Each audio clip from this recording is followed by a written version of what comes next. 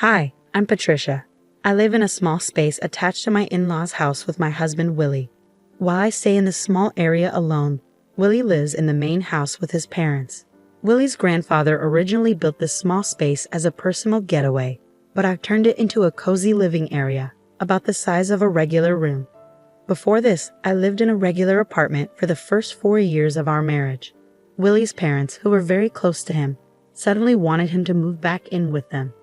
Seeing how much they wanted him there and how emotional they were, Willie felt he should go back.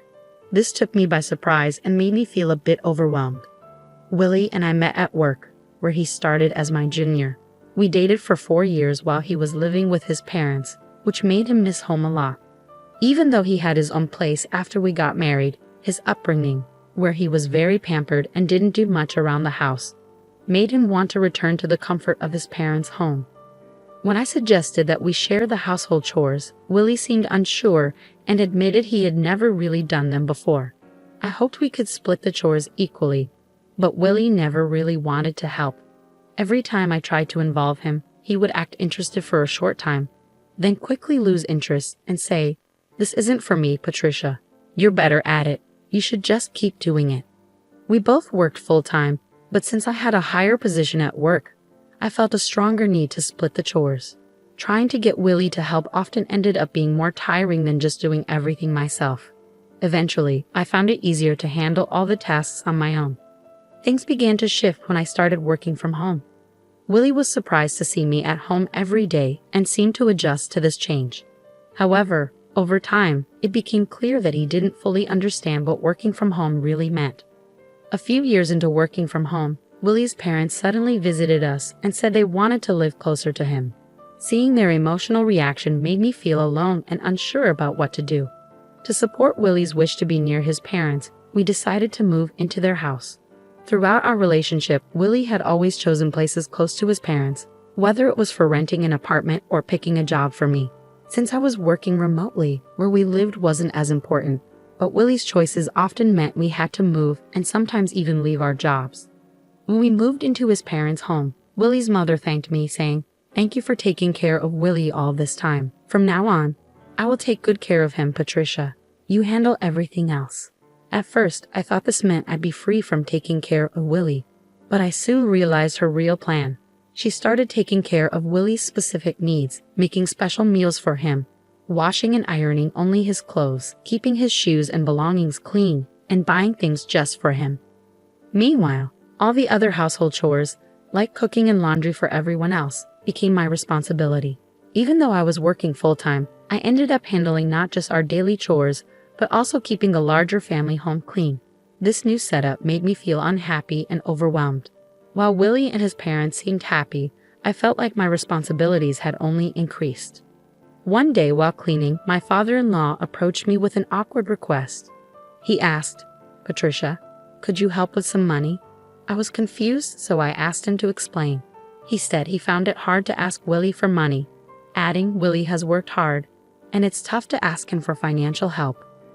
This made the situation even more complicated, showing how unevenly chores and financial responsibilities were divided.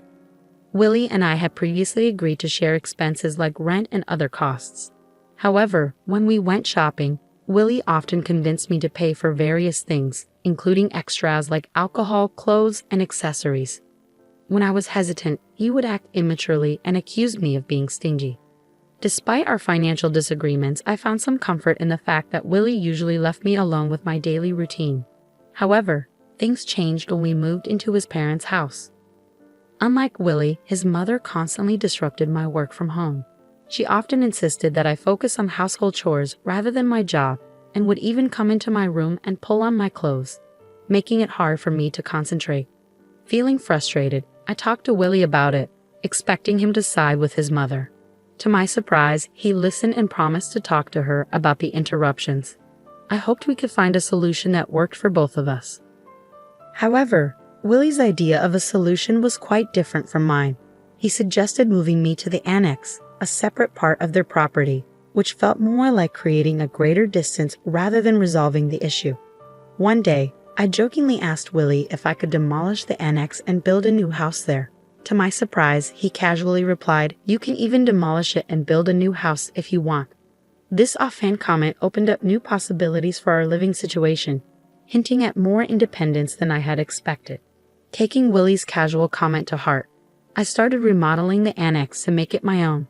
I cleaned, renovated, and changed the wallpaper, putting a lot of effort into making the space comfortable for myself. However, I noticed that Willie never came to check on the progress. It became clear that he had no intention of moving into the remodeled annex with me. This realization hit me hard. I felt like an outsider in the family. There were times when I was alone at home while Willie and his parents went out for meals or events, often organized by his mother. It seemed like these outings were planned to exclude me, maybe even to push me away. Even with these challenges, Willie had given me full freedom with the annex, so I took the chance to make it truly my own. I threw myself into DIY projects, adding shelves and personalizing every corner. Interestingly, after I moved into the annex, neither Willie nor his parents ever visited. Even though they must have known about the changes, they showed no interest in what I was doing, making me feel even more like I was no longer part of the family. Living away from the main house and without Willie's mother constantly around, I started to enjoy my new independence. It felt almost like living alone, which was surprisingly freeing. I appreciated that being in the annex kept her from interfering with my work. During the renovation, I installed new locks and made sure the annex was secure, making it my personal retreat. I made sure that no one, including Willie or his parents, could enter without my permission. This newfound privacy made me wonder if this separation might actually be a blessing. However, it seemed my mother-in-law noticed my growing distance and wasn't going to let me find peace easily. Unable to put up with her behavior any longer, I found myself unsure about what to do next.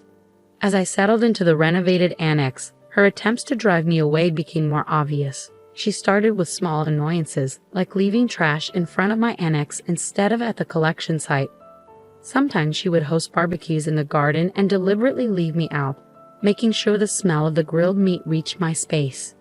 Despite her attempts to push me out, I couldn't help but find her efforts amusing. One day, she called me to the main house, claiming she had leftover meat and potatoes for me. Suspecting there was more to her invitation, I went over. When I arrived, she was alone in the living room and dramatically placed a divorce paper on the table. It was clear that her real intention was to force me into signing the document, knowing Willie would agree to whatever she wanted. With a smug look, she said, "Isn't it time you gave up? There's no reason for you and Willie to stay married. Get out, you freeloading unemployed woman." Her audacity shocked me, but it only strengthened my resolve. Thrilled at the chance for freedom, I eagerly grabbed the divorce paper and said, "I'm going to the city court right now." "Thank you so much." My mother-in-law, expecting me to resist, was stunned by my unexpected eagerness. After filing the divorce papers at the city court, I quickly packed my things. I went to inform Willie's mother that the divorce was finalized. I told her I would leave the renovated cabin as it was and that she could do with it as she pleased. My positive attitude about leaving seemed to surprise her, even though she wished me luck as I left. When Willie and his father saw I was really leaving, they were concerned and asked, "Are you going? What will we do without Patricia?" I smiled and thanked them for letting me use the cabin. I explained that, since we were now divorced, it was time for me to move on. As I packed up my things, I moved into a luxury apartment I had been planning for some time. Soon after I settled into my new place, my mother-in-law called. She sounded awkward as she began, "Patricia." I cheerfully answered and asked, "What's up? How's everything with the cabin?" She switched to a more serious tone, talking about finances. She mentioned that Willie had told her I was giving his father $5,000 a month. I confirmed this and told her that despite her earlier belief that I was an unemployed freeloader, I was actually gainfully employed. Her surprise was clear. She had thought I had quit my job. I quickly set the record straight, telling my mother-in-law that I hadn't just left my old job. I had actually become the president of a new company. This company was leading the way in remote work systems, and she seemed both disbelieving and confused. It hit me that Willie, too, seemed unaware of my professional success, showing just how distant we had become, both physically and in how we saw each other. It was clear he never fully embraced his role as a husband since moving in with his parents. Then she asked about my earnings, wondering if my new role had increased my income. I casually mentioned that I was making about $3 million. I exaggerated a bit to avoid getting into the details of my actual earnings. Seizing on this, she asked, "With that much money, could you lend us some? Your father-in-law was laid off and kept it hidden. We've been managing with the $5,000 you've been giving us, but neither Willie nor I knew about his job loss." This explained a previous conversation with my father-in-law, where he said it was hard to ask his son for money. I realized now that his earlier comments were likely a tactic to get financial support from me, assuming my new job meant I had a lot of money. This move, though clever, made the financial expectations of Willie's family clearer and how they viewed me. At our old company, they cleverly managed to get $5,000 a month from me, claiming it was for shared expenses. I didn't mind much at the time because it let me live peacefully in a quiet cabin. But now, being divorced from Willie, I had no reason to stay connected to his family. When I mentioned this, my mother-in-law urgently begged me, saying, "That's not true. To me and Willie, you're still family. Please come back." I immediately declined, knowing I would only be used again. Returning to Willie offered no advantages. We were now strangers, and it felt awkward for them to still consider me family when they had pushed me away. I'm really enjoying my life on my own now. It feels much like when I was married and mostly living alone. Except now I spend money on myself and don't have $5,000 siphoned off every month. I prefer this new life. I ended the call with a firm goodbye, surprised they thought I'd come back. My mother-in-law's plea seemed like a last-ditch effort. Willie's salary wasn't great, and he often avoided responsibilities, saying, "I can't do it," and passing tasks to others. This made him unreliable both personally and professionally. With his father laid off and his mother a housewife, they couldn't keep up with the large house and had to sell it. Now, all three of them are living in the cabin I renovated. It's perfect for one person but likely cramped for three.